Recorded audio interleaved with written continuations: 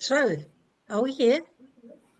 Well, it's good evening from the studios of Radio FM 88. You're actually on the stream now, simulcast. You can still listen to the radio, or you can go on Alexa, ask Radio FM 88 Australia, or play Radio FM 88 Australia. But now that you're online on Facebook and YouTube, it's Radio FM 88 Australia. Fantastic. Otherwise, you can go on to X, Radio FM 88 Aussie. Afterwards, the show goes on to Spotify, iHeart, Apple, and Amazon. And without further ado, I'm going to leave the Southern Hemisphere and hand the reins over to these two ladies in the Northern Hemisphere. Well, and it's a good morning to you girls. Thank you. Good morning. Delighted to be here again. And I just simply still have got such a buzz out of the Northern and the Southern Hemispheres are beautifully connected. And I have a fabulous guest today, Penelope, or Penny. She's in Mallorca in Spain, and her topic today is going to be conversing with life. And here we are in live on a live studio. Off we go. Penelope, welcome. We go. Thank you, Pauline and Jeff. So lovely to be here with you and your listening community. It's a real honor. Oh, where are you? Go on, Penny. Okay, so let's get started and converse a little bit with, what do you mean by conversing with life? Aren't we here just doing whatever we're doing? Do we have to be talking about it? talking about it. Yeah, well, we constantly are, isn't it? Like, I do think that life is always inviting us into a conversation. You know, I think it is, whether it's the breeze you feel on your skin, or the morning that comes, or the conversation you don't want to have. That's all about stepping into a conversation, like a missing conversation. Can we turn up and be really present to what is needed for that connection? And it could be a conversation with ourselves. You know, how am I resetting? How am I feeling? How am I feeling resourceful in this moment? Or with others, you know, whether that's our loved ones, the people that we work with, our communities. What are the missing conversations? What are the conversations that will create something spectacular and innovative and creative? And then it's the earth. I think I love Thomas Berry said it's the great conversation, the conversations with the birds and the trees and the nature, wider nature.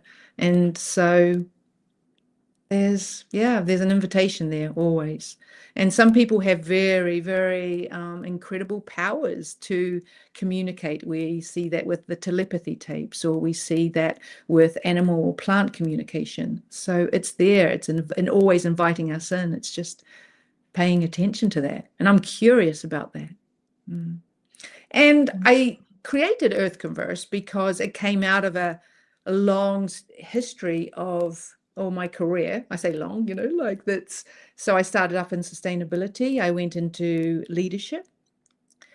And it was a threshold where I had led a very clever team in the UK about regenerating an area in West London. It was West London's biggest business park.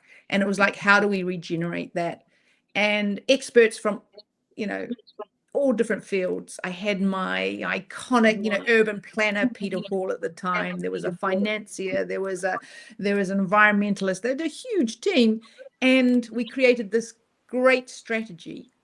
But what happened is that strategy was 3 boroughs or 3 councils, 3 areas, authorities, and it didn't really fly at the time because of those leaders would not be able to converse with each other in a way that really they could listen and be present and hear different points of view and co-create something. So that was my point, was like, right, I'm going into leadership and I'm going to help leaders have the conversations they need to have.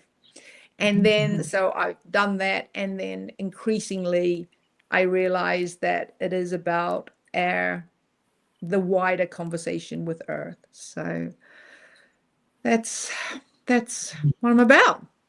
So let's chat. It reminds me a little bit when you talk about the 3 leaders of the borough councils that are not having the conversations they need to have. It's like giving birth to say or speak the unspoken. And then we get into a whole new world of that which is unsaid, but it's actually very present in the room, in the unspoken conversation that's taking place.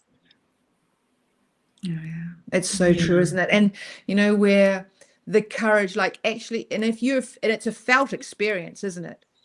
You can feel it, like it's not being said, or from what you know, and there's a stirring in you, and it's that moment when you notice that, and it's where you actually make the decision and the courage to say it, and for sure other people are feeling it because we're energetically linked, right? And it takes so much courage to stand up, but there's a whole system that doesn't want you to say it. I mean, that's human history. We're seeing it very much with the Epstein files, right? Epstein files, you know, like to stand up and speak out takes some doing. Wow, that's just one example. I imagine. I don't know what's in the Epstein files. I'm not even concerned too much. What's there is there, and what's done is done. But that's me being very pragmatic about, I don't have that great a deal of interest, but I do get that there's a whole world of unknowns.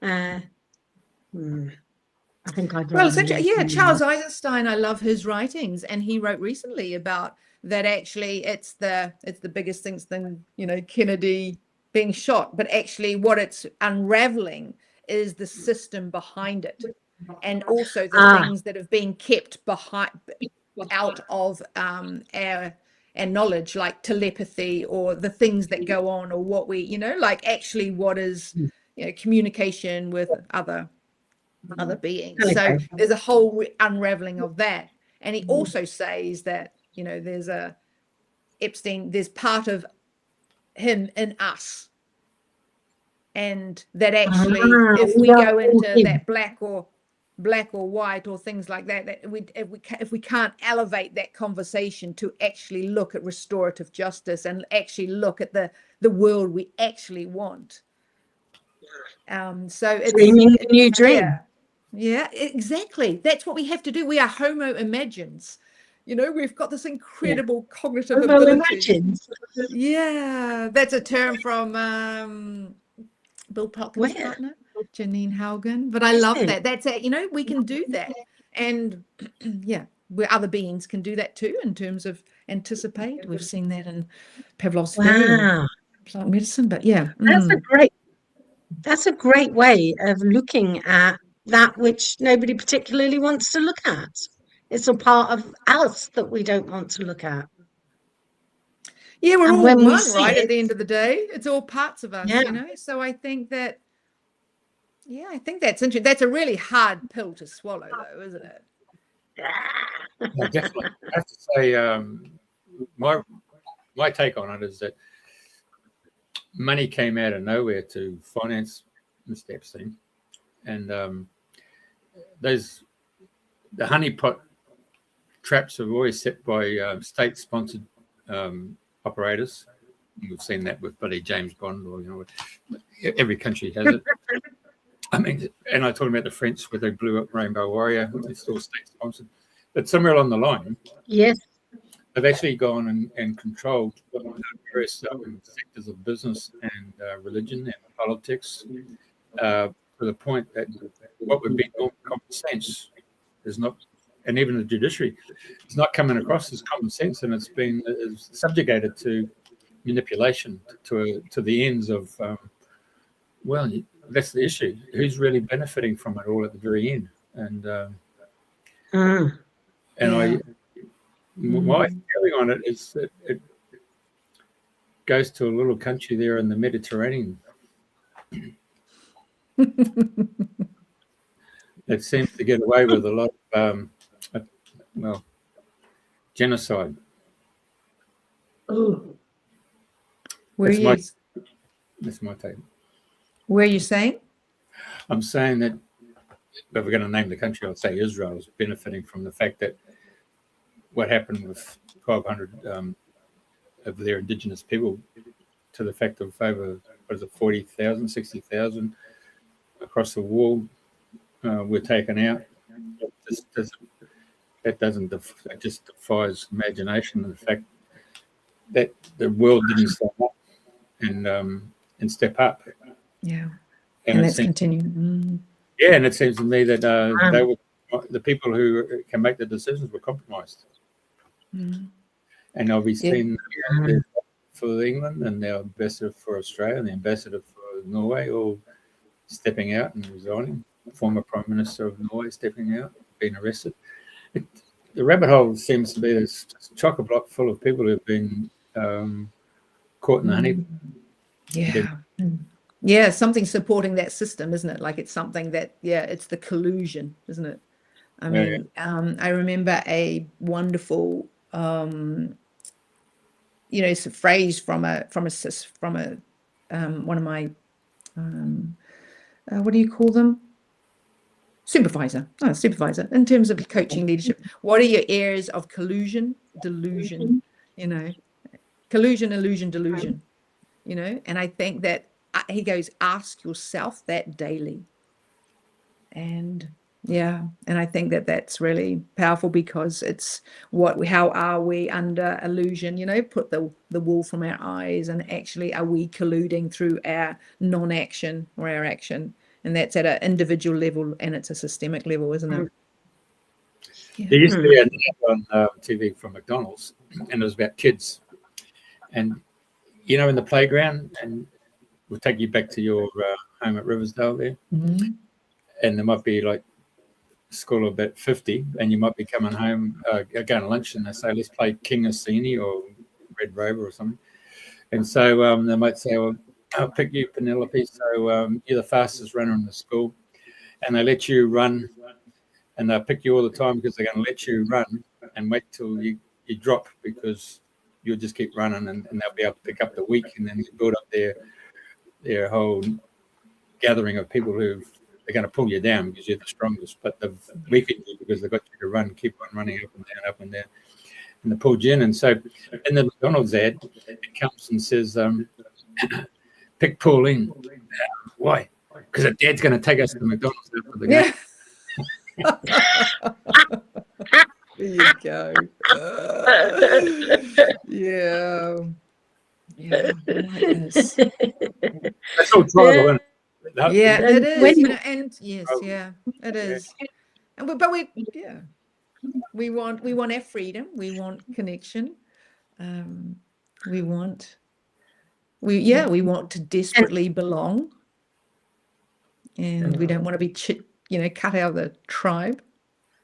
And we've got this and we keep ourselves small, and we don't want to speak up, and we want to True. And I'm listening to all of you talking about people who've been compromised, and they've been colluded. And to me, how can you be compromised if you're just being you and you're being human? There is no compromising with being human. And it's just the manipulation and utilization of shame, that somebody doesn't want something to be seen in public. Well, what's the difference between being seen in public and in private? It's a big question. And perhaps shame has a fair bit to do with it. Who knows? Shame's a powerful and if tool. we weren't ashamed, if we weren't ashamed of being, and how that penetrates into us and gets conditioned into us in the very beginning, then how can you be compromised? It's not possible. Yeah, I do think this is like how we are on this earth, aren't we, as unique individual beings, and we're all one. And I think that's like, how do I be my sovereign self, and in relationship with, whether it be another person, AI, the media, the public. I see it like how it can blow up, like in terms of Mallorca. What's Mallorca's identity in relationship to Catalonia or Spain? Like there's always this solo together, this what is our yes, uniqueness and what is so our together. connection. And so I think there's sort of, I mean, it's, yeah, I do think, I don't know, to not be compromised. We're still in relationship, aren't we? So we might be compromised, Yeah. even if we're in our, you know, like but the more that we're in our sovereignty, that's more difficult to do, to be compromised, isn't it? Yes. But it's like, yeah, there is a system that, you know, wants to control you. And All right. yeah. So I, you know, Good. like that's Let's dream I a little. believe in, you know, what's this sort of like, there's so much out of our control, but what is in our control? And I find that hopeful.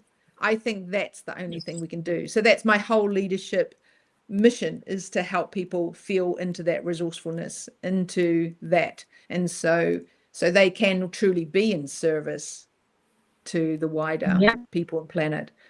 Because yeah, we can't influence other people, or change other people, but we can certainly focus on ourselves, right? And in doing so, we turn up differently in the world. So, shall we dream a new dream? Shall we co-dream? What did you call ourselves? Homo imaginings? Homo imagines. Yeah. Homo imagines. So, in your imaginings, what would you see as very hopeful in the future? Well, God, there's so sowing the much, seeds but right yeah. now. Yeah. Yeah, I do so love much. the idea, you know, freedom. None of us are free until we're all free. I think free to choose, free from our mind, to free our heart, free our souls. So that freedom, that sovereignty. And from doing that, we can then co-create. I think there's, you know, as many dreams as possible. So my dream is around, freedom and deep connection and co-creativity.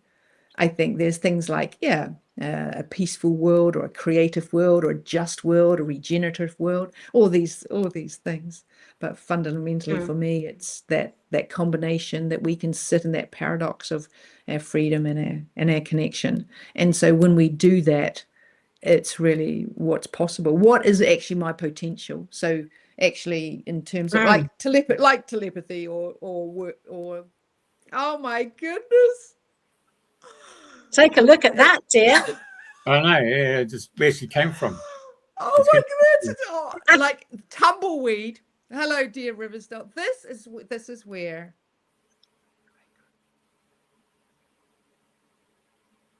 It's actually, yeah. Okay. Oh my goodness. I went back to New Zealand like two Christmases ago to see my mum, and I had to go in, and I went to that shop, that Foursquare, that's the bar. I went into the bar. That's the post office. That post office there is where the post office closed when I was 15. And I remember the impact it had on our community. And that got me into sustainability, because I believed that there was sort of one little decision and all the knock-on effects of what it influenced, because the older people could no longer, you know, they didn't gather there. They had to go to the bus to the next town. And so I was just like, wow, one of those decisions makes all that impact. That's why I got into sustainability. Yeah. The hub. So, Oh, bless what's it. the hub there? What's the hub? Well, I'm not too sure, because I haven't been there for a long time, but it looks like All mission right. training, global disciples. There you go, in the middle. Wow. Global And what's the, disciples are everywhere. I wonder what they've put underneath it. It's Brilliant. something railway or Yeah. brilliant. But So this is your hometown. This is where you were born and grew up. Yep. Wow. Dad was a vet there, and actually it was so lovely, because when I turned up there, because I went to go and see the cemetery, I went to see where we used to live and everything like that, and and I went in, and the supermarket is one of those, now it used to be so full and abundant, and now it's one of those really depressing sort of abandoned was kind a of ones. military But the station. person that Dad Yeah, yeah. worked with was there, and it was just such a lovely moment, just a lovely, like, of course, Viv was going to be there just randomly with her children, it was just lovely. Yeah, the petrol station. I mean, this is, used to ride my pony. The school, that's the fire station. Oh goodness. And down that road is the school. So where we used to play, Red Rover. So down Down there. here, this is where you went to school, is it? Yeah, on the left-hand This is side. amazing. This is our primary, Left-hand That's it. side. Keep going, Run Jeff. it. We're not there yet. Yeah. But we used to run around, like I look Here, here in Palmer, This is and your there's school. that's my school. Yeah. Isn't that's amazing? That here we are with all this technology, and you're in Isn't it Spain, I'm wild? in England, Jeff's in Australia, and we're looking down a road in New Zealand. This is phenomenal. So AI does some kind of work, there are some benefits out there. There are some benefits. And I'm that's so fun. it's exciting. It's exciting to see the school that you went to, primary school, both primary and secondary. Oh, and my niece, so she was born here, and she was like, "What? Where do I belong?" And Mum goes, "Like you're Mallorquin." And she goes, "No, but I'm not, am I? Because she knows she speaks Mallorquin and Castellano and English, but she goes, but I'm not from here, because she feels it. She knows, with her friends that they have got roots here, so she was really keen to get some photos from Riversdale going, like finding that connection in New Zealand. Yeah. It was really sweet. Wow. Like, where do I belong? Yeah. But now I'm actually funny because you see where I've come from. I rejected being in a small town for so long. I moved, I moved to Queenstown, which is the cool place. I went to Auckland, I studied in Dunedin, and then Auckland, and then lived in London, and then lived in Trieste, lived in Rome. So these bigger places for anonymity. And then I find myself in a little pueblo called Pushpunyant, it's like a sacred bowl here in Mallorca. It is just charming, but it's a tiny little village. And I've returned to that and feeling that sense of community. And I don't even I don't speak the languages really. And I've been able to connect through turning up in community, whether that be doing mountain running with others. My friend and I created this trilingual theater for the kids. I take them on vitamin nature walks or something like that. So yeah. What's the name? It's called Pushpunyant. I'll put it in the chat. Pushpunyant. Yeah. So it's lovely. Jeff can find that. So yeah, where you are in the world. And at the moment, I don't know. We have like the almond. So it's February, but it's the almond blossom is out, and there's a lovely story of the almond blossom, because there's the myth of the Moorish king married a Nordic princess, and so she missed the snow in January and February, so he ordered that they plant almond trees across the island, and so there she could see the white snow, the white snow of the leaves. So it was blossom snow. Yeah, so it's just beautiful at the moment. And yes, and actually there's a strong wind which actually makes it, some of the blossom sort of actually go on the ground. So that's a lovely yeah. Wow. There we go, isn't it? There we go. Pushpunyant. And it's under a beautiful big mountain called Pushta Galazzo. And there we go. You can see it at the background. Yeah, that's it. And so it's a very, it's kind of sacred site. The Ayument, Yes, the Torrente. That finally we had some rains, and we've actually had some water. Yeah. Well, you've been here, Pauline. I have been to visit you there. You have. Yeah. Brilliant. Yes. And all that walking that we did. You do like a good walk. Do you remember? Yeah, that Esquerra Yes, walk. my feet do. Yes. Yeah. That's a Oh, very wow. special place. Yeah. No, Mallorca is really lovely. Yeah. Yeah. And also the alioli, looking at the food, and that was the alioli was where I was first A lot of chips introduced there, to isn't it. there? With Yeah. mm, Yeah, it is good. Yeah. very simple oil and garlic, really, wasn't it? Yeah, it is. Yeah. It's really delicious.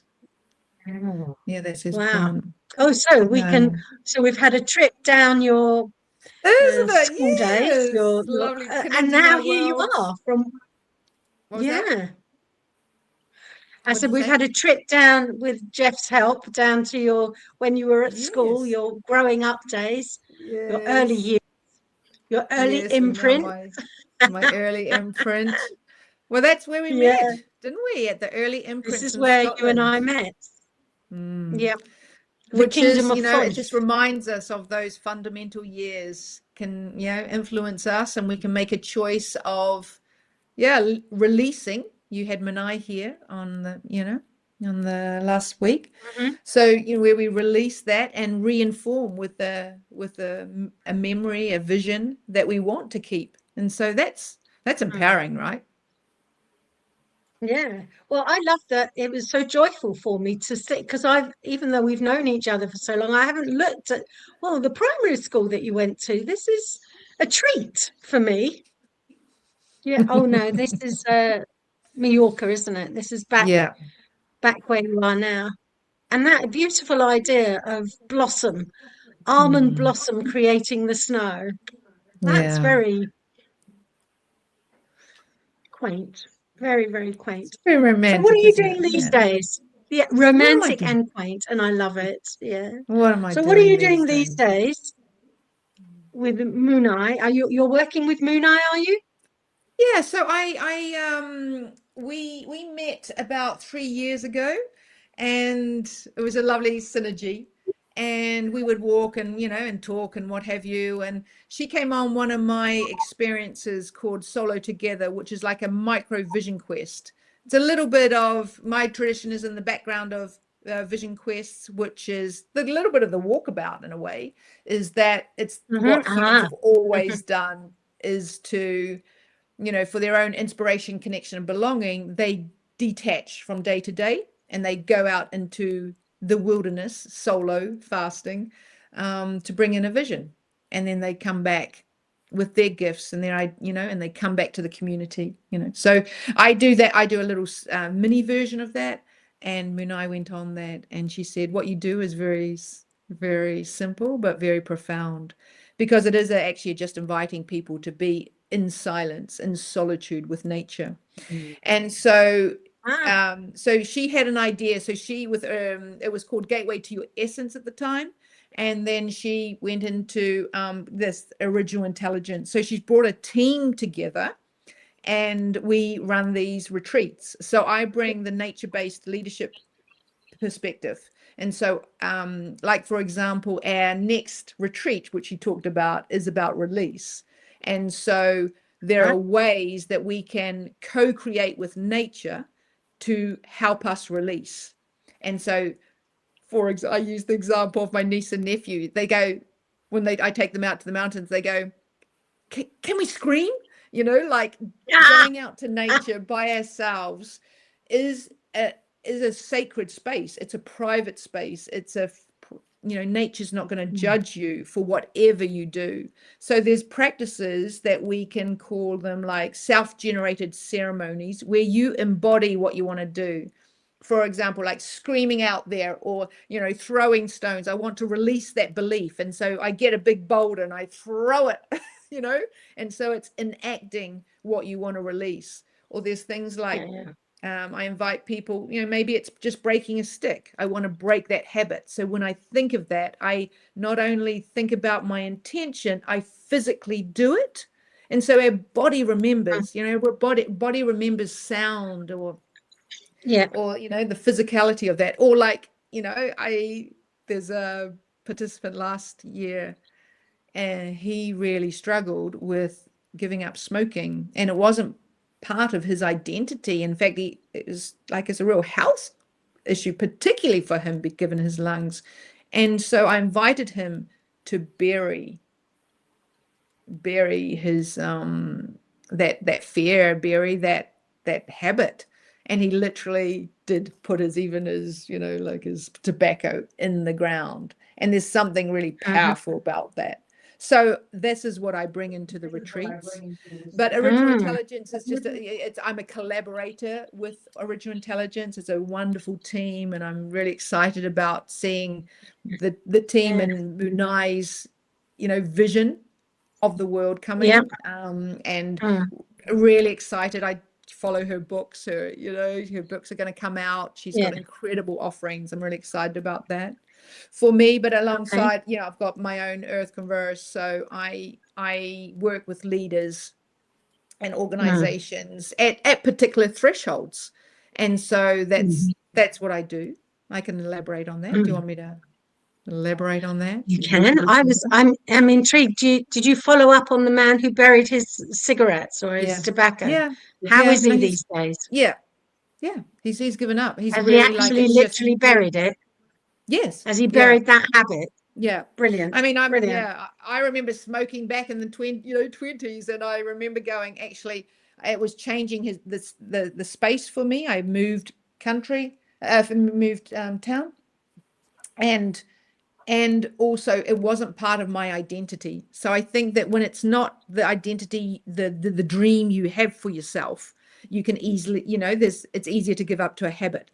So he had a different, after the retreat, he had a different vision of himself. And part of that contribution was him doing this bearing, so it's all of us. The retreat is a multidimensional experience. And so I'm not saying that he just by bearing that, he gave up. There's more to it.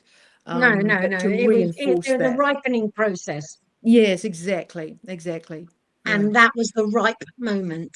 Yeah. I do believe in timing. I believe in ripeness. I really, and how do we help prepare ourselves for ripeness?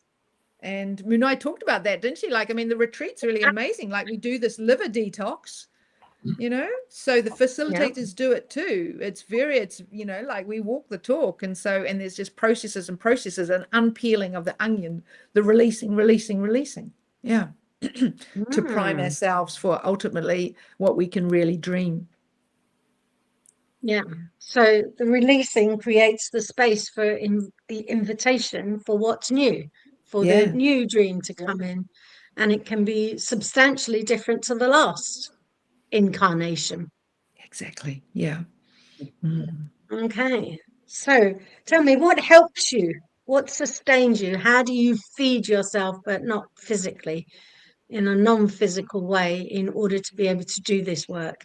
What feeds you? Yeah, I love that. I'm fascinated by all the ways we can reset and resource ourselves.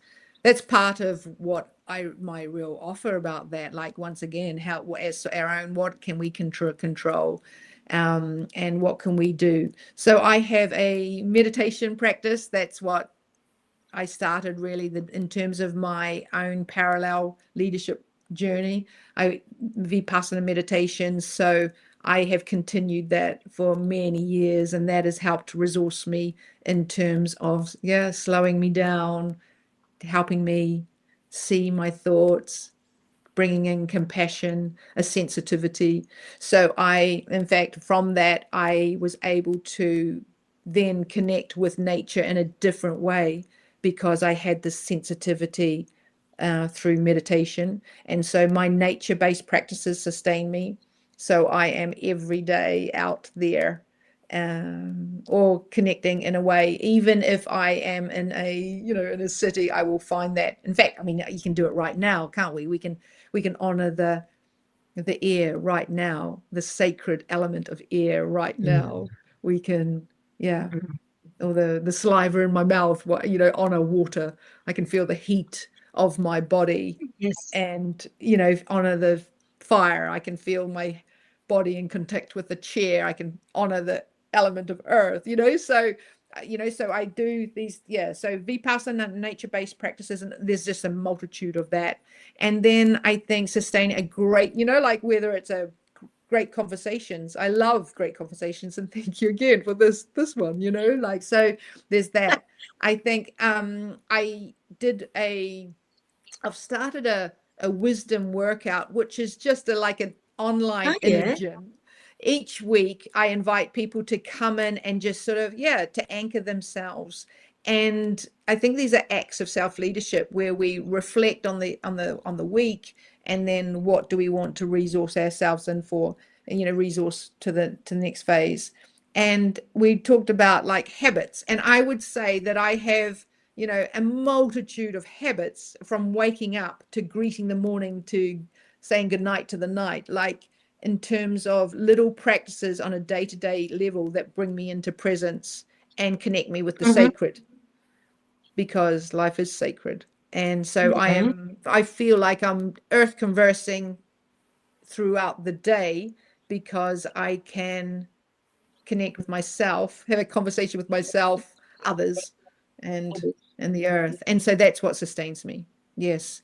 And and I've gone through some tough times, and it's been, you know, but it's those practices help me be resourceful, you know. So yes, that's what I offer.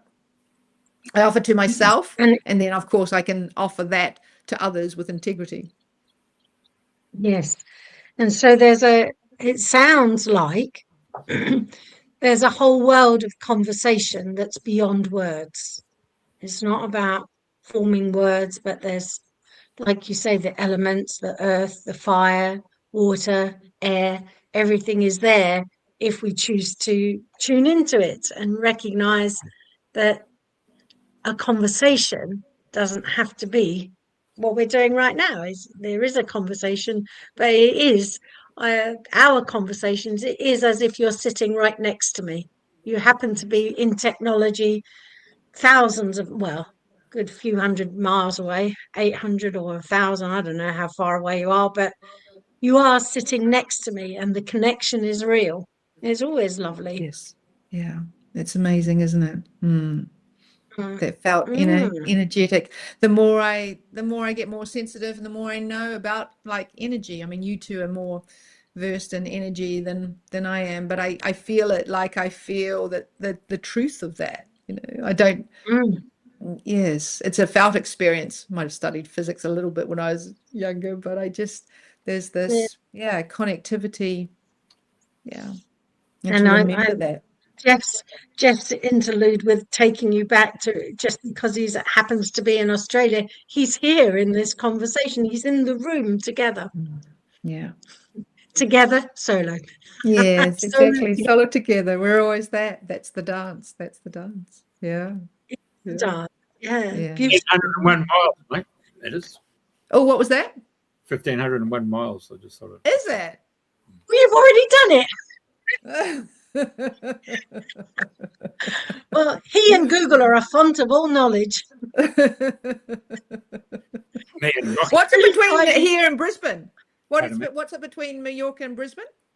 Oh, hang on a sec. Make him work. Yeah. I'll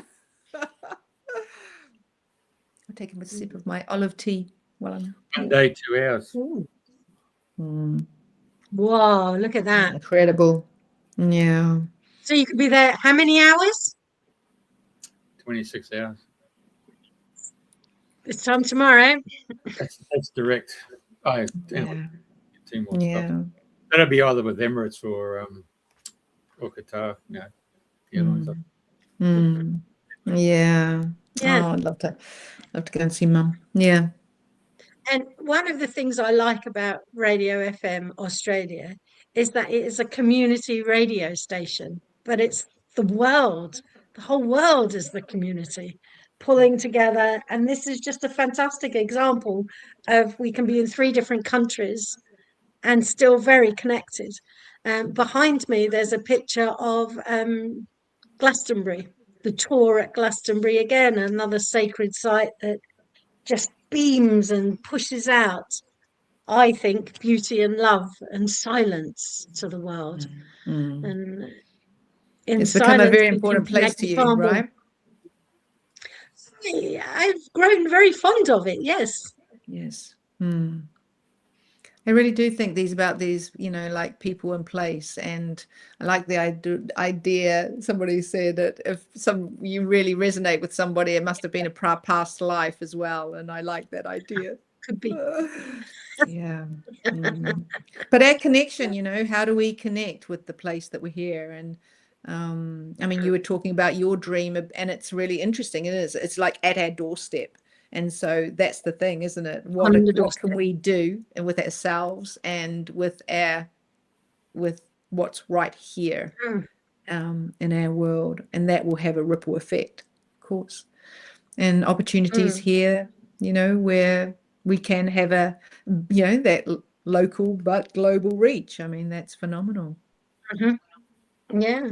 And since we've been talking, I've been reflecting on my return to my father's place and my mother's place. My sister was there recently to see. It's all derelict. It's a very, very solid little cottage in Ireland, and the same way that in my father's place. And again, that's a fairly substantial village or town, but he lives outside of it, and there's a mass of distance between people. But there they all are, everyone. The mother used to say she used to come back to London for anonymity. Yeah, sure. I get it. I really do. Yeah, I get it. And I just wanted to introduce into the conversation, both you and I have a great love of poetry together. We do. Rumi and John O'Donoghue, Anam Cara, many others. So this is something that between us we have shared quite a bit of in the past. And I'm just wondering, do you have something spontaneously that instantly comes to mind when it? I love that. So poetry. Yes, I think poetry, I like, it's the conversation with the soul, isn't it? So Yes. Yeah. So, and one of my things I do quote, there's sort of two quotes that guide me in my leadership. Is like, don't seek for love. That's a Rumi quote. Don't seek for love, or don't seek for X, whatever it is, but seek to remove all the barriers you've built up against it. And I think that's my own sort of leadership philosophy. There's also the quote of, between right doing and wrongdoing, there's a field. I'll meet you here, which, goes back to what Charles Eisenstein said about what we're going to do, like, how do we elevate the conversation? How do we really break out systemically from that? I love that. Yeah. John O'Donoghue's The Book of Blessings that you gave me. Yes. I love that. But I do have one. I will quote one. So okay. Oh, go. Okay. I've been on something. Who are you if not my world? I breathe in and you breathe out, and our hearts beat at the same pace. Isn't my soul purpose here just to love you unconditionally, unashamedly, boldly, and to turn up as if we hadn't never seen each other before? And I know I hurt you in my ignorance, and I'm humbled as you spin around in the grit and the gold, and how you never shy away from any thought or feeling that I may have. And even if I pull away, not quite believing in the magic we can co-create, I will not abandon you. I will not abandon us. You are my light, my shadow, a mirror to my soul. You are my one true love, dear Earth. It's really gorgeous. It's just gorgeous, and it just flows from you effortlessly. It's an absolute delight. Thank you. You could be at Stratford-on-Avon. Wow. At the Swan Lake. What was that? You could be at Stratford-on-Avon at the Avon. Thanks. But doesn't poetry, I mean, this is the thing, like, I remember, is it Maria Popova, when Trump got first elected, she did a sort of like a slam poetry thing. It's like, because you can't, it was sort of, you can't talk about it in a way, but poetry does find those words, doesn't it? and it's a way of expressing. And I love haikus. I love that simplicity and cutting to the chase. Yep, the I haikus. think that's yeah. Oh, my sister just is watching. She's in Sydney, making some magic there. You tell your sister we're the Finn family from Te Awamutu. Oh, there you go. No? Oh, yeah. No. Wow. Yeah. So the family's coming together. Oh, I love it. You know, you could get your poetry and you could jump onto Sumo. It's the AI website, creates music. Oh. Yeah. Because that's at the moment, you know, when you hear the story of Elton John and Bernie Taupin, I mean, that's a book of Yes. The concept there was Bernie was the one who wrote the lyrics, which is really poetry, and Elton just had the ear for putting the composition to it. So, well, that's missing with you is your next leap of faith is to go to Sumo and then speak to your poets and then poetry. Of course, it'll bring the different forms of music in there. Okay. Wow, really? Yeah. SUMO, sumo, .com? Well, .com, I'll say so. Just jumping in.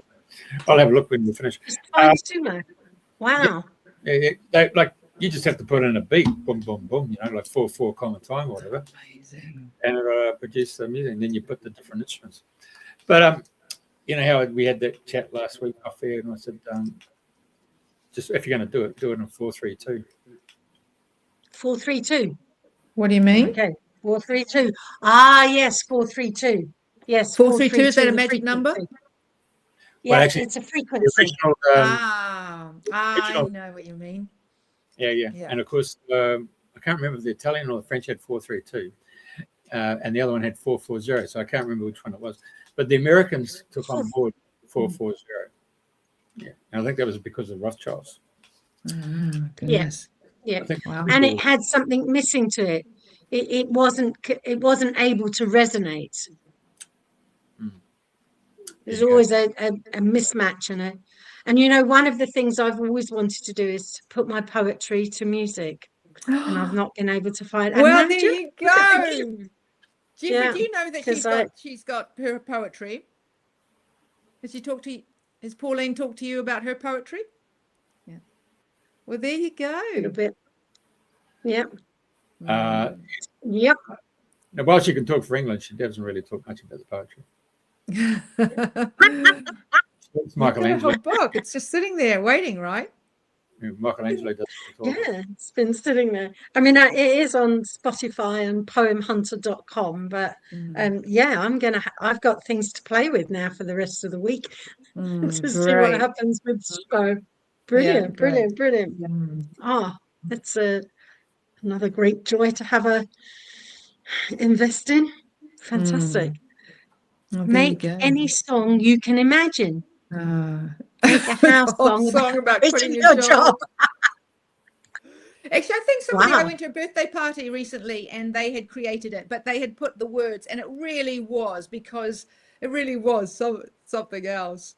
And you know, there's an and, isn't there? Like, yes. How can giving away our authority? Could I just actually make my own music? You know, like there is something about we give away our skills. And so this rush to be efficient and create.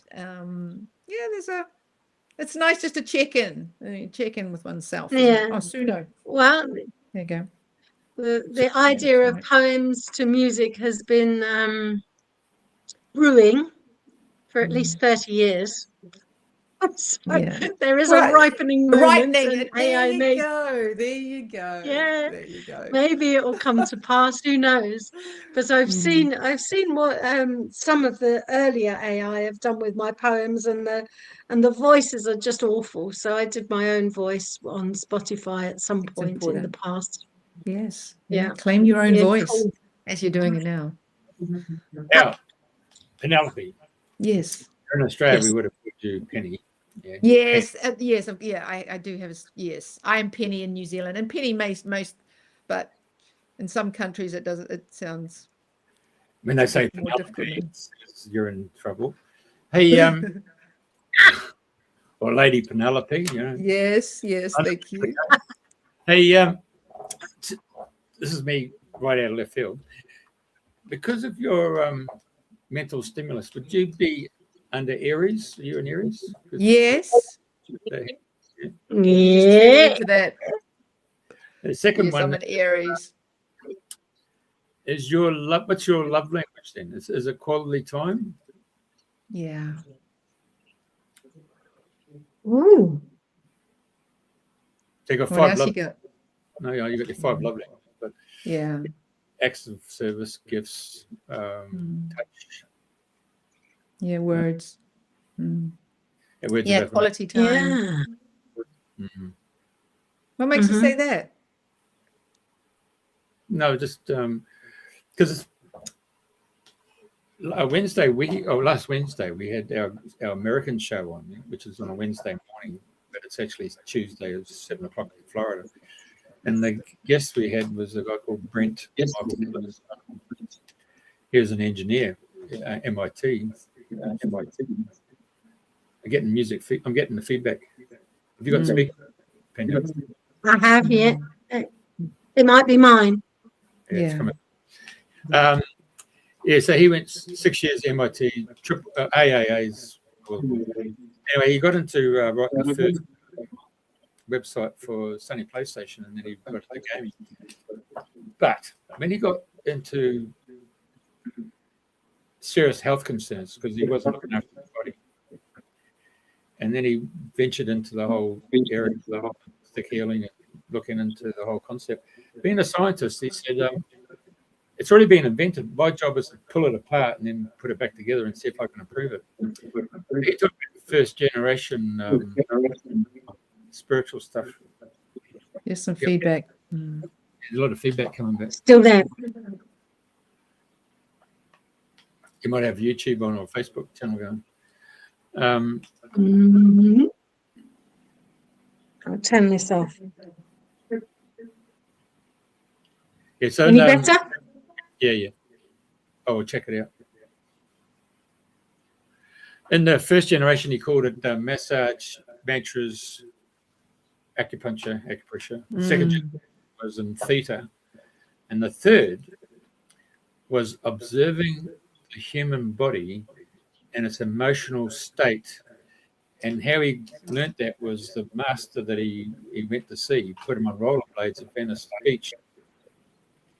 And he spent half an hour rollerblading around the bloody car park, and he thought it was just a whole lot of mumbo jumbo.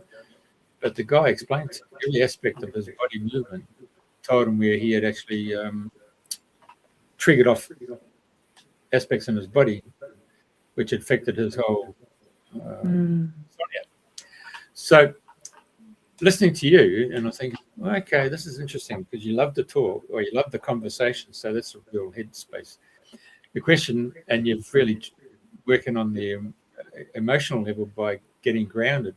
And most Indigenous people that I've had the pleasure of working with, particularly the metaphysical teachers, will work with the 4 elements, and they do all the 4 elements.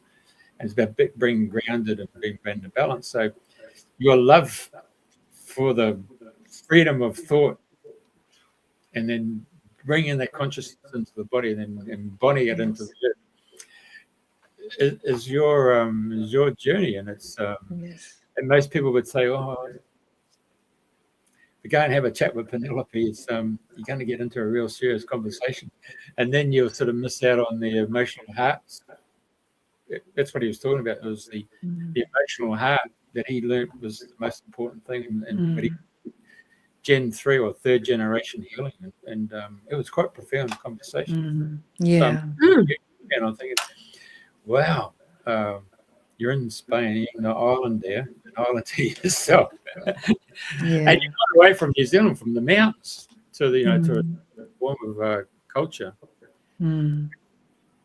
But can I just also say to you, I'm sorry, it's your conversation, it's not mine, but I was just interrupting you. But I used to have some really great discussions, and I'm not an Aries, by the way, with Archbishop Father Peter Strong from the Orthodox Catholic Church. And one of the conversations I asked him was, excuse me, Pete, why does John Paul II, when he comes down off the plane, why does he get down on his knees and kisses the ground? And he said, he invokes the angel of the country to nurture and protect and guide him. And so I tested that out. So when you talked about the young lady and your family there, and she wants to make that connection, you can either go and meet the angel of New Zealand, who, by the way, is sleeping. Cool, sleeping. It's a bit like Moana, the movie, you know, when she's the island. But you could do the same by asking to meet the angel of Mallorca. Yes. Yeah. Yeah. Yeah. No, I believe that. I vote. Yeah. I think I bring people into mountains for that connection, and you know, that great reverence for the land that we're here. I do. Yeah. In terms of medicine walks or things like it is blessings. I'm going back to you know, John O'Donoghue, the Book of Blessings. You know, how can we bless? Yeah. Yeah. Yeah. Bless the day, bless the land, bless, and give thanks. Because we are connected, you know, we can find this is wherever we are in the world, we can feel into that belonging. Yeah. Years ago, I went over to Brazil to see John of God. I just wanted to see how he logistically operated and did 3,000, 4,000 people a week. So my intention wasn't for the healing, just to see how he worked. Your curiosity. Yeah, so anyway, we line up, and for the first time, people, when you go through the room, it's got all the mediums all there and bringing the current in, and then you go and see the guy, and you've had one blink, nanosecond with him, come 3,500 miles to see you, mate, not get nanosecond. Off you go. But what actually happened, we went for lunch, and they had soup, and I thought, oh, I'm going to go back for seconds. Can I tell you, that first bowl of soup was all I needed. And so, inquisitive me, I went and investigated and thought, it was so delicious. It was so nourishing. So I went into the kitchen. I had these humongous big pots, massive pots, to feed all these people. I had these big burners and stuff. And I put my head in the door and I said, it's a really nice soup. How did you do it? Oh, you better talk to this lady over here. So I went and spoke to this lady who was a guide. And what had actually happened, the guides get rostered and take their groups, and they got to do certain things on the casa. And her group, their job was to go and peel all the vegetables for the soup. And they were told to get all the vegetables and put them outside on the grass, on the lawn. And they all had to step around and hold hands, and they had to bless. Yeah. Yeah. Wow. And the fact that they were giving up their energetic thing for the benefit of all. Yeah. So they did that, and then when they peeled them all and then they put them into the big pot, the ladies in the kitchen, they said, shh, shh, shh, out the door. And they got around in a circle, and they held hands, and they said the blessing for the of the food as it got cooked. So generally speaking, when they were handing it out, it all came from the position of the frequency of love. Yes. So when you imbued it, you were filled with, you were just filled, and it was so delicious. So delicious, yeah. Yeah. So there's, the old days where used to hold hands, and I don't know how many people do it today. Well, nobody really does it really, because you're all having TV meals and stuff. So around the table, and you say a prayer for the food that you've been given. So there's something to be said for blessing of the food, because there is an energetic alignment with what you're about to eat or what you're about to drink. Yeah. I've had it. I more and more I feel into that. Like, I think that I believe in spirituality. I've always, I've been a sort of an atheist and agnostical. I haven't really been a believer, but the more and more that I get into this sensitivity, I do think about like either my connection with spirit, like actual conversations with spirit. And I just see this reverence, this sacredness, and I think that any moment you can connect with that. And I think that's incredibly resourceful. I think it is an act of self-leadership. I think it's an act of being a citizen on the earth. I think it's yeah. Thank you for bringing that in. Well, for the next retreat, you can put in it. Yeah. Yeah. Well, with Munaya, in terms of the love that Melania, I'd love you to have Melania on the show. She's the functional nutritionist, and you would love the conversation, Pauline. That nutrition vibe would be great. But she, the love poured into the food is just phenomenal, and we feel it. Yes, Pauline, but that's book it in. Book it in. Go on. Yes, Book it in. Melania. Book it in. Yeah, I have a space next to it. Book it, Dana. Yeah. Yes. Hey, I've been to 3 or 4 times. 3 times it is. Great. I've never been. I remember going up. I was looking at my grandfather used to come from there, and I went there and to they're called Forest, and somebody said, "Oh, you're going up to Findhorn," and I had no idea what it was. So I've actually never returned, but it's a wonderful site. I've got lots of friends here that have lived in community there. Up in Forest. Yeah. Is that Findhorn there? Yep. Yeah. Have you been, Pauline? Yes, I've been. I was there as the gopher. The gopher. What do you like? Yeah, there was a friend of mine. She was on a seminar there and I came to accompany her. And in between all different lectures, we would meet around the tea table, and I'd be given a list of things to do, and I'd have them done by the time they came back. And they said, every seminar needs a gopher. And get this done and get. Yeah. But I had a beautiful time. I remember being here and the wind and the cold. But it was just fabulous. It was great. Yeah. Yeah. So the reason I brought this up is a continuation of the subject with nature is with the Caddies and Doreen McLean and Neil Abercrombie. Those 4 of them came together to create that. Yes. Working with the elements such as the nature spirits and the devas, and working with Pan and working with the elves. That's a really story in itself. Yeah, sure. Yeah. And there's some extraordinary things that the elementals will do in order to increase the size of your pumpkins and things. In the early days, there were some phenomenal stories. And of course, Michelangelo knew Peter Caddy very well. Yes, I recognized this place. Yes, yeah. There doesn't seem to be so much, the last time I was there, so much attention on the food and the growing and the connection with the earth. A little bit more. Findhorn Press, Findhorn Music, they were part of that initial David Spangler.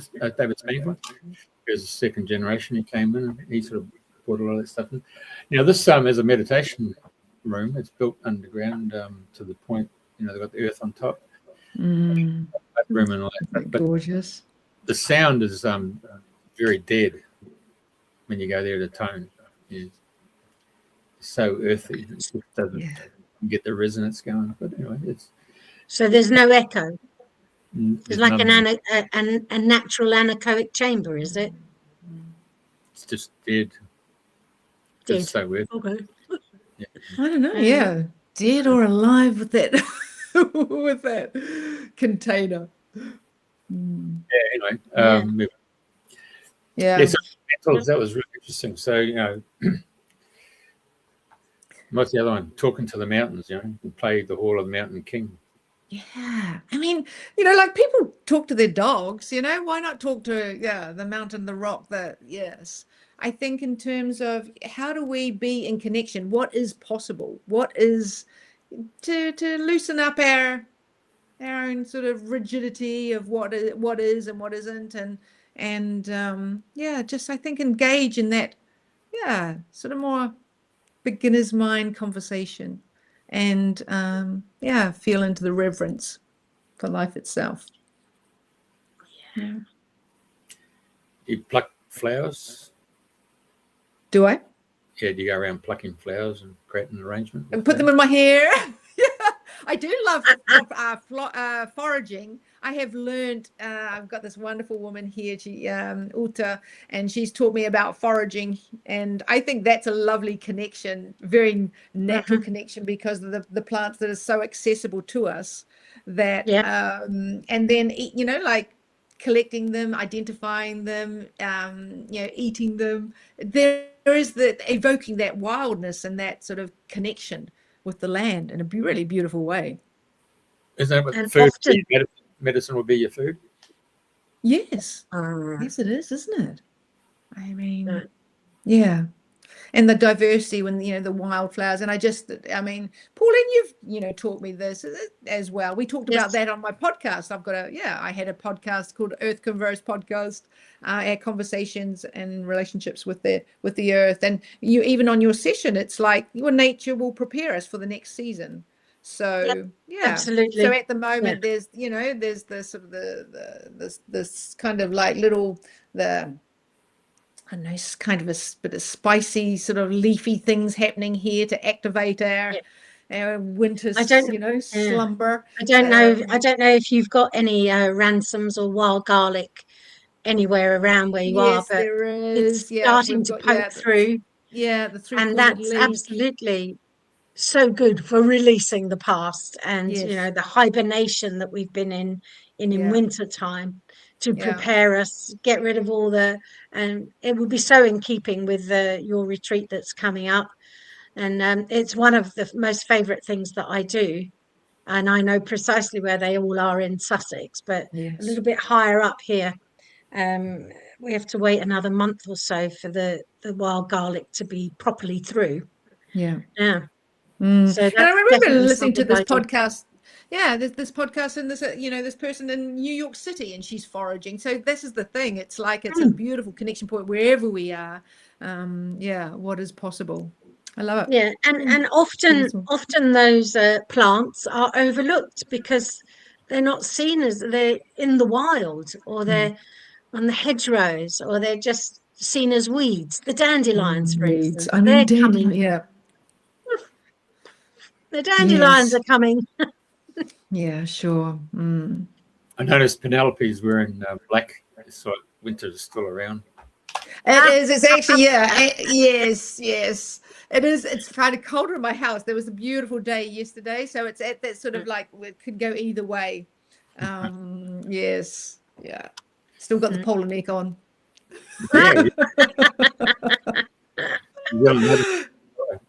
What was that? New Zealand habits are hard to die. Yes, and I'm black. Yeah, that's true. What about you, Pauline, with the black and white? Yeah, I'm half in, half out. Not sure. Is it what it is? Harlequin, black and white from the north. It's not quite Harlequin black and white, but it's close. It's close. Yeah. Decision making time, one or the other. Yes. So yes, I have. So we've got the retreat of Original Intelligence coming up. That is only part of my work. So I work with leaders around three thresholds really, in terms of we're where there's a time in our lives when we realize we have to look within, that actually the external world goes on and we are reacting to it. So how can we then come into leading ourselves? So I think that's a moment in our lives, or when we stop blaming our parents, we have to go in and actually deal with our own stuff. So I think there's then the with leadership is about like, actually, I've got this vision, but how do I bring it to the world with others? And so that's about creating the conditions in which people perform. And that's, I've been doing that in a way with Munai, walking alongside her, going from the vision to for her to go into a wider space and be that, that leader. And then my other one is about leading big. So that's when we decide to come into our vision. You shared your vision just before, Pauline, about creating the community for system of natural life. So it doesn't actually have to be big in scale necessarily, but it's actually you are called to do something. This Earth Converse, helping people connect with themselves and each other and the earth is part of my leading big. Munai's with Original Intelligence, that's her leading big. So there's just moments in our threshold where are points of reflection, and they are points where they take courage and we need new skills. So I just sort of work with leaders at that point when it's like I have to make a leap. I have to release the identity to move into another identity.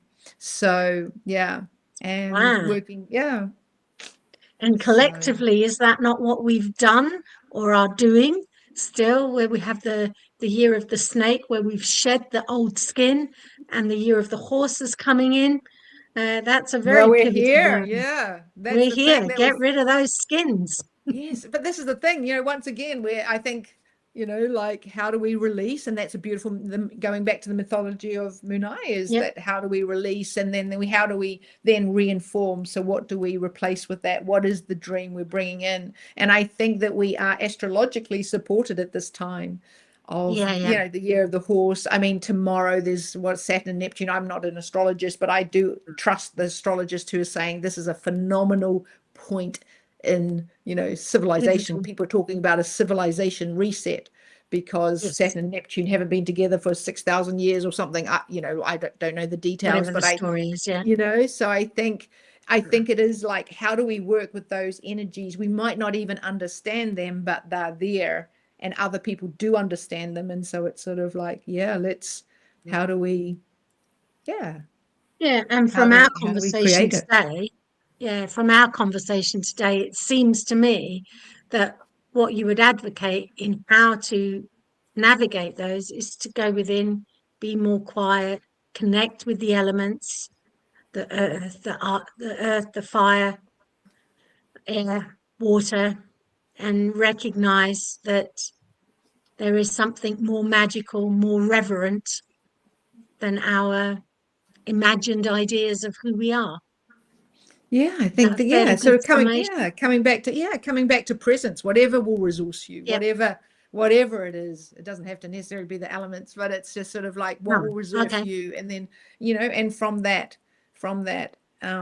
then it's the next, what else is possible, because that relaxes whatever relaxes our nervous system, so we can be present, that we can be resourceful, that we can bring in our own wisdom, the next great question, the next whatever it is. Do you do any sweat lodges or saunas? No, but I would love to do that. I would love to do really that. You're in the wrong country. But hop on a plane, darling. It's also a great metaphor. I mean, we use that metaphor in terms of, I run a trust circles and things like that. Like, how do we create that environment in which we kind of sweat? And what are the conversations that we really need to step into? So it's a good metaphor as well. But there's also something about what our traditions, and and what feels appropriate, not cultural misappropriation, and just what feels right for me. Hot mineral pools on your island? There's there's not, but there's I think whatever it is, you can create the space for it, right? Like, what is the environment that will help you with that container? Like in Mallorca, we have it's because they brought down the carbon down the hill, there's actually circles in the forest, and these are where they stored the carbon, but they're perfectly stone circles. And so I naturally I take groups up there to be in circle, to be in ceremony, because that's what's been created. And so you utilizing what's there. Yeah, they're amazing. Is that created naturally, or have people actually positioned the stones there? Yeah, Which one? human made. Yeah. Oh, human intervention. Storing the carbon, but but it's but there's a lineage there. There's a that's where the communities were. That's where the carbon footprint. Yeah, true. A double entendre. Yeah. Wow. Yeah. So, when is the next retreat? What are the actual dates for the one that you've been talking about? April something. Oh, so this is nice. So this is the Original Intelligence retreat in April, 15th to the 19th of April. 15. So there's there's 5 of us, and so it's, and you've got the website there, haven't you, of Moon Eyes? But like I say, I am, one of that's one aspect of what you're doing. Yes, one of 5. Yes. So I just love that you've interviewed her, and then you'll have Melania, and maybe I'll get the other 2 here to convince you to. Yeah. So Melania's the forager, is she? No, she is the functional nutritionist. Yeah. Functional nutritionist. I can put you in touch with the forager too. Have you had a forager on the on the website? She came from North Carolina. Oh, great. That's lovely. I got up at 4. I imagine that there's different plants to forage in America than there are in Mallorca, for instance. We've had Trish McCormick here. She's a forager. She goes out early and she gets in and gets all the different plants, but she makes tinctures out of them. Yes, tinctures. Yes, wonderful. Yeah. There's so much wisdom, and I think returning to that. I think particularly in the age of AI, where how do we come back to there's a basic like the basicness of and these traditions. We have to look after our soul.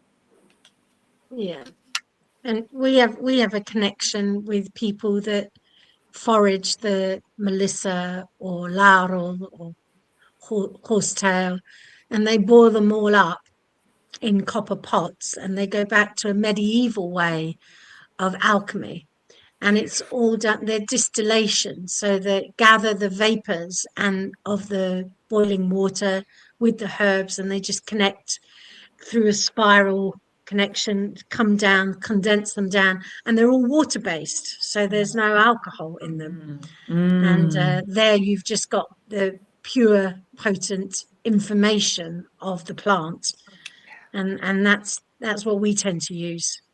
Wonderful. And that's an alchemaic process that's from the medieval times. Oh, but I just met Lauren when he was in Greece there. He's the main for the there's an organisation in Australia called Happy Herbs. Lovely. That's fun.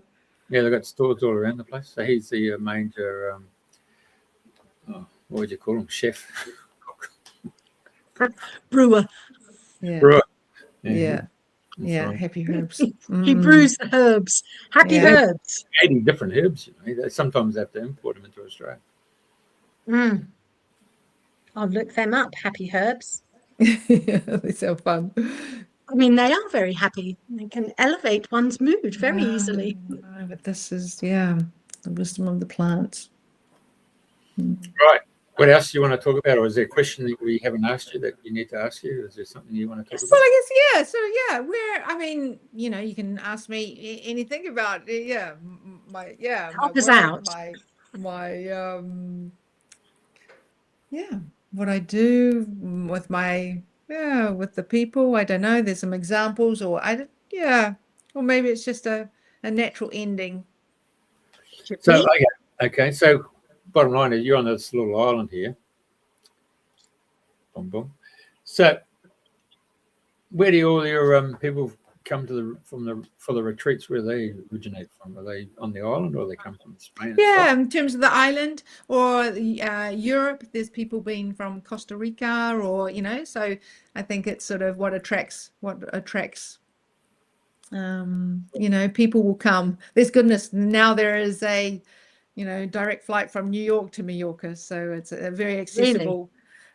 Yeah, very accessible, popular, place to come. And so, yeah, I mean, I traditionally, in terms of working, I've worked, across sort of like 5 continents. And so I've been, in the past, worked for organizations that are bigger than me. So in terms of leadership, so the reach is large, and basically either, Europe, or, there's been countries in Africa, or America. So it ranges, but definitely so you really European are part base. of the global, you're part of the global family, The global family, aren't we all? The global community that Radio yes. FM 88 is all about. Yes, Community what a radio wonderful station. Yes, yeah. Big question I got to ask you. Big question. Where do you see yourself Go in on. 10 years? Where do I see myself in 10 years' time? It is a big question. It's a very good one. Yeah. It's a bit different for people like who work in the now, eh? Like, you talk to so many people I've met, and about being in the now. And when you're in the now, things just manifest. Yeah. It comes together. I think that's a very good, yes, like how do we have a clear vision? I do feel like I will be in community, I think. I feel like I'm very independent. I'm in independent areas, and so but I feel like part of that is to be in connection with community, like being actually in relationship. And so a vision of a beautiful place where we can create this lived experience and offer our retreats in a container, in a way, on the land that we care for, so I feel that's part of my vision there. Yes. The largest homeless market in Australia is single females over 60 years old. Yes. Yeah. Whoa. Yeah. Wow. I can see that. Yeah, so the thing is that they do get married, they do have children, and then they need to do a date night. So the date nights slip away because they've got the children, then they have the grandchildren, and so marriage is split up, proceeds are split up in the middle, and then gets to a point that the ladies like to live in the custom, in the manner that they've been accustomed to, and except the funds are drying up. And then it's a question of where we're going to live. Yeah. And because, here in Australia, so many people into Australia here that there's a housing shortage, and that's seen the spike in the rentals as well as properties. It's just so to see people for the very first time in Australia, living under bridges or in tents, parks. Yeah. Never seen it. Yeah, there's something wrong, isn't it, in society? Yeah, that's the thing, isn't it? How do society treat the most vulnerable? Is always an indicator of where we've advanced as a human species, right? When I arrived in Australia, there was 7 million people. Yeah. So they were up to around 24, 25 million. And that wasn't through procreation. So, trying to keep up with the immigration that's coming in, the housing is just not happening. And so somehow, you've got to just turn off the tap. Unfortunately, you've got to turn the tap off, and so that you can recalibrate and put your services and all that stuff. Because you are building community. The community is your country, where it's trying to provide you with medical services and education, and defence and roads and public transport and entertainment as part of your tribe. But it's causing too much bloody anguish for a lot of people. And yeah, sure where we're going with this. We've had so many different people on the show, and then you watch something like Jeremy Clarkson and his Clarkson's Farm, and you realise for the very first time, people in the cities are, it's been brought to their awareness what it's like to live on a farm and be in a little community and try and put food on the table. And then here you are tonight talking about Riversdale and the post office closed and the impact that it had on the, and Jeremy Clarkson said the same. Yeah. Yeah. Yeah. Doctors go and you have to go to the nearest town, or the bank's closed, you have to go to the nearest town. And if you're someone over 60 and you've got to learn to get on the internet to do your bank payments through the internet. Yes, really. Yeah. And a lot of this, you talk about the ladies over 60 being the largest proportion of the people that are homeless. For instance, culturally, in Africa, for instance, a man would have maybe 11 wives and all the wives would get on with each other. And if he were to die or he were to leave, all the women would gather together, club together, and they would be there as a supportive network. So they would not be so much in isolation. So there's so many different cultures around the world doing different things that we could all learn from each other a whole lot more. Yeah. Yeah, there are lots of models, and like what is it that we want, and what is possible. And when to be homeless is being in that situation, but that's pretty dire. And it's like, how do we then create containers to help people come out of that? And when there are so many resources, this is the inequality of that exists. And so here on the island there's like second home, third home, fourth homes. And then there's there's a crisis for either local people or it requires that a certain type of people can only afford to live here. I mean, that's a system that's not really working. That's not in flow, is it? That is not the dream. That's not the more beautiful world our hearts know is possible, as Charles Eisenstein would say. Yeah. So there are some fundamental flaws of that. You have a look at your community where you were born, and you have a look at New Zealand as a society. When did your mum dad get married in the 50s, 60s? Yeah, what were they? 50s, 60s. Right. So in the 60s there, a new married mother would get her cookbook. Everybody got it. It's number one. It's still the number 5 book. We've got the Edmonds cookbook, yeah. Everybody got the cookbook. Then the girls who just had babies would have the Karitani nurse. They have to go and see the Karitani nurse to get the baby weighed and see what the baby's like. And then there'll be play centre, or there'll be kindergarten, And of course, those young married girls, they would work and network together. Say, look, Penelope, can you look after my children while I go take Jeff off to the doctors?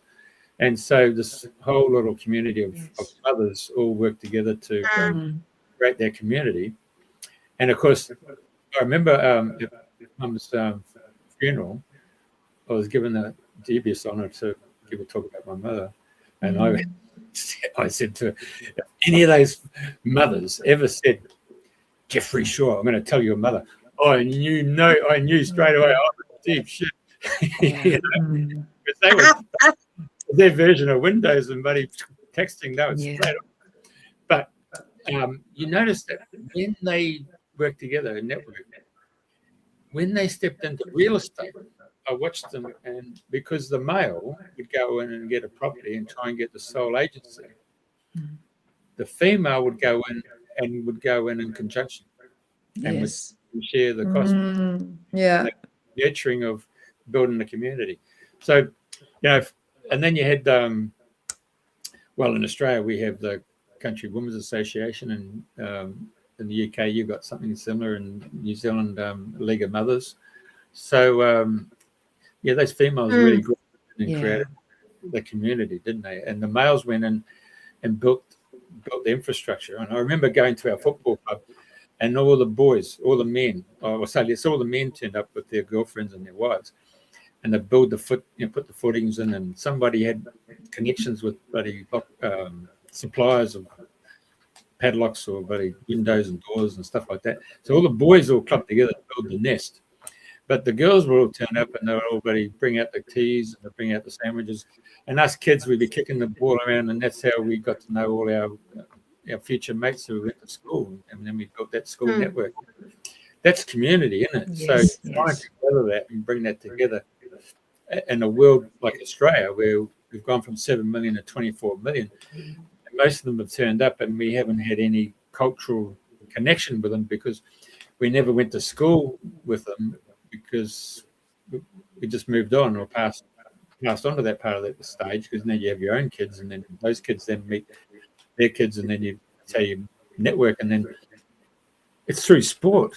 Australia through sports really brought people together. So, when you talk about community and you get your retreats, trying to establish that community and build it, it takes a lot of effort and a lot of emotional support rather than just a spreadsheet. Yeah, it sure does.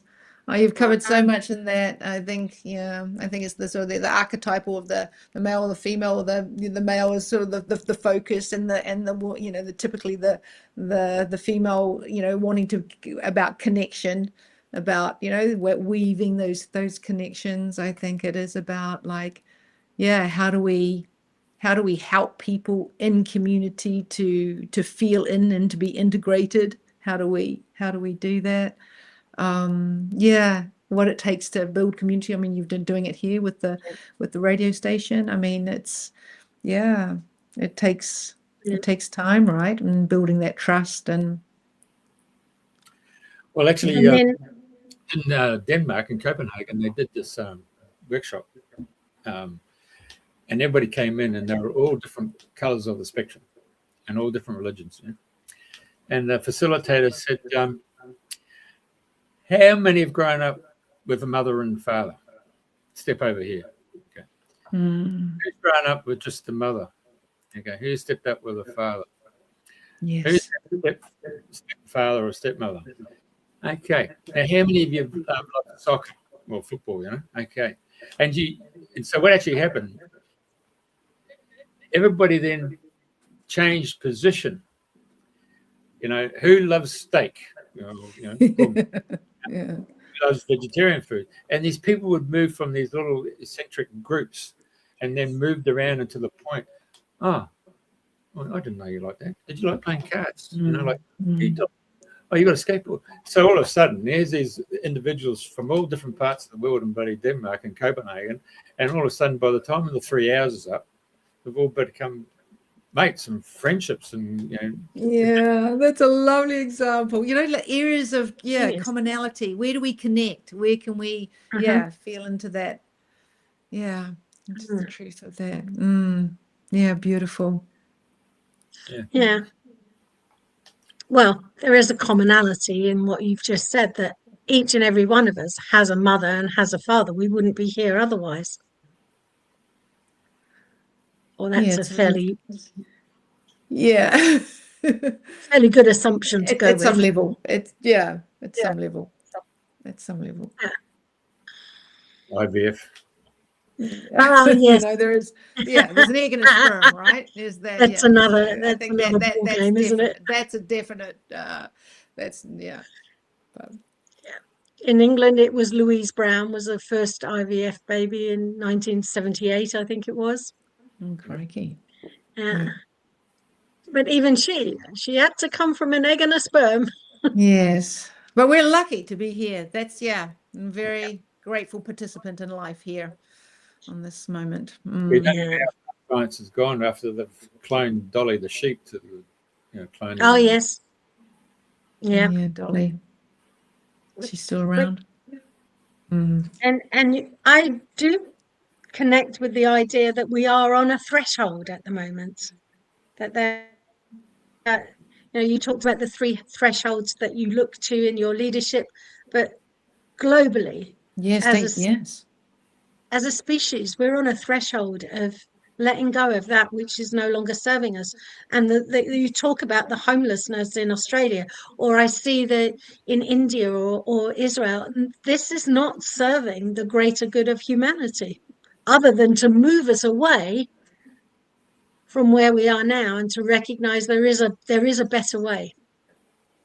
Yeah, I do think we are in terms of humanity. I think that, and there's, lots of people talk about, where there is about the new story or the new earth. There is a whole lot of letting go. We're seeing that in terms of sort of the structures, the systems. We see that they're failing and it's not working, and it's like, and we're seeing this hypocrisy. We're seeing the system for what it is, and we're seeing more clearly about that. Actually, that's not working. And alongside, we've got incredible devastation and of our natural environment. We've got wars. We've got So I mean, it's not working.